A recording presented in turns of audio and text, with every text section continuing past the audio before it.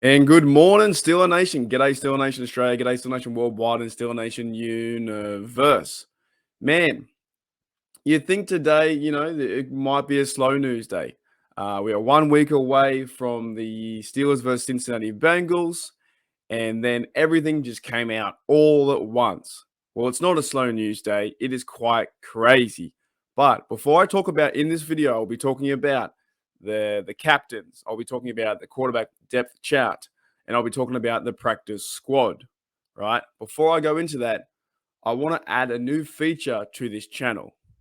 It's the Steelers Nation Australia instant replay, right? I want to go back in time to, I think it was August 25 or 25th, August 25. No one says that.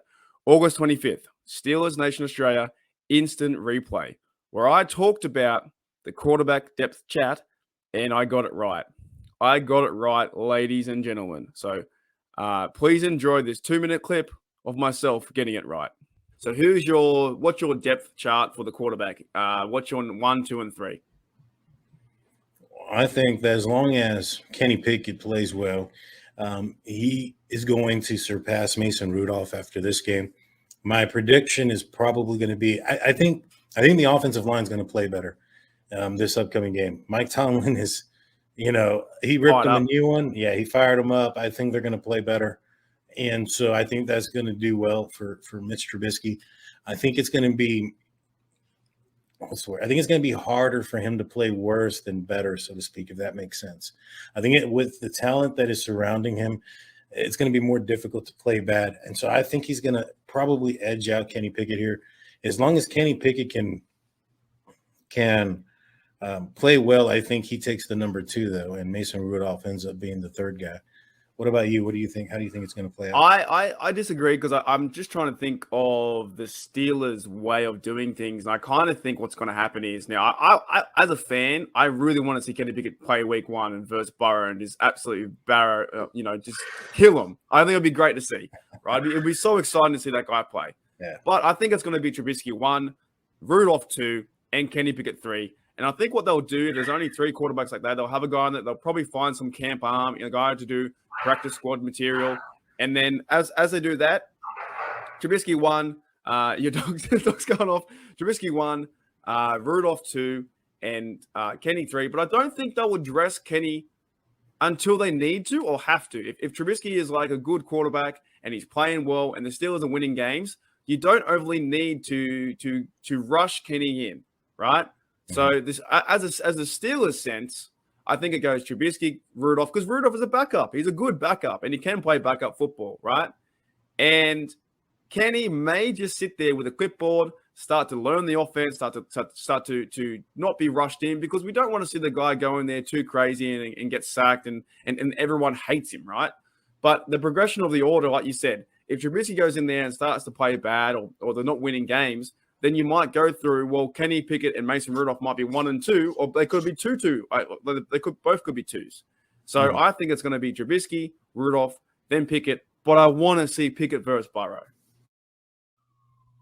Alrighty. Thanks, Mark. Thanks, Daniel. See, that might be the first time that I ever got something right. The quarterback depth chat is Mitchell Trubisky, Mason Rudolph, and Kenny Pickett. And I did say that would happen. I didn't say that was going to be, what I wanted to happen, but I did say that was going to be what the Pittsburgh Steelers would do. So shout out to Daniel for, joining me on that live stream about 10 days ago.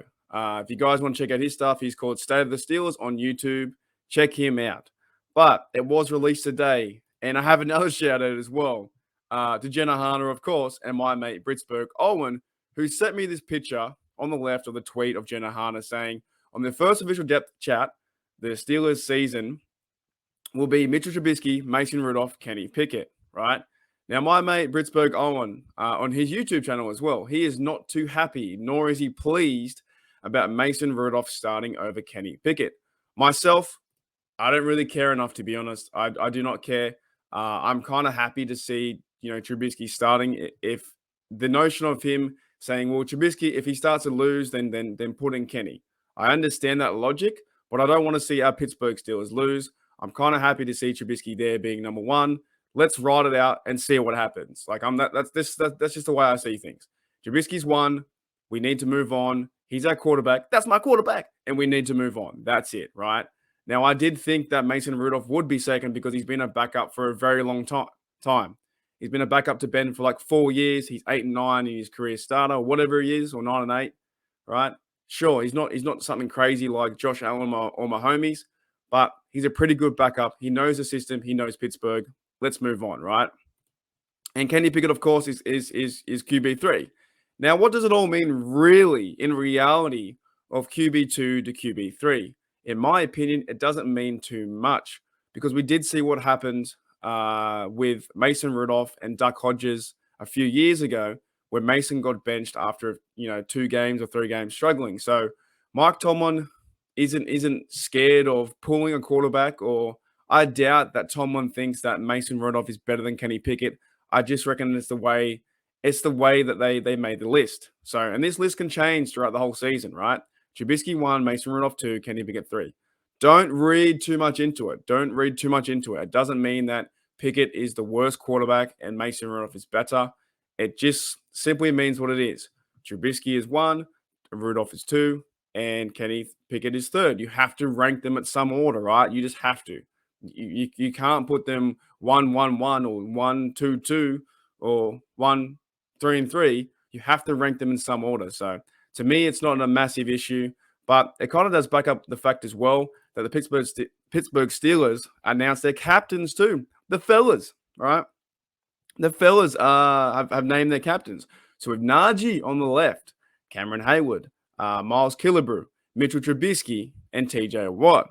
So the key thing I take out of this as well, you have 2 offensive captains, 2 defense captains, and 1 special teams, right? Mitchell Trubisky is a captain as well. And that's kind of interesting. So it has to be by now, if Trubisky is captain and he's QB1 on the depth chart, you would think if he's QB1 on the chart, then he will be starting in week 1 against the Cincinnati Bengals. You would think that'd be the case. 99% chance right now, Trubisky is starting versus the Bengals because he's on the depth chart as number 1 and he's a captain. You'd think that's the way it's going to go, right? And they did talk about the other day, he hasn't got really a short leash. We'll see how we go. So I'm ready to get behind Trubisky all weekend. I really am. Now, it would be exciting to see Kenny Pickett play versus Joe Burrow. That would be quite exciting. But I'm ready to get behind this, and I'm fine with it. It doesn't mean much to me. Kind of cool, though, to see Najee Harris. Kind of cool, though, to see Cam in there, Miles Killebrew, and TJ Watt. There is some good veteran leadership in there. I think Najee Harris is becoming a good leader in that locker room. Cameron Hayward, of course. TJ Watt, of course. Killebrew is also a good leader for his team. And Trubisky, with his experience in the NFL, should hopefully lead this offense up and down the field for touchdowns. Now, just quickly and lastly I want to talk about the practice squad, but not too much, and then we'll say, see you later, mates. Have a good day. On the practice squad, I believe we have 3 new players. So we have Jelonte Scott in the middle. He was a middle linebacker. I thought he played quite well.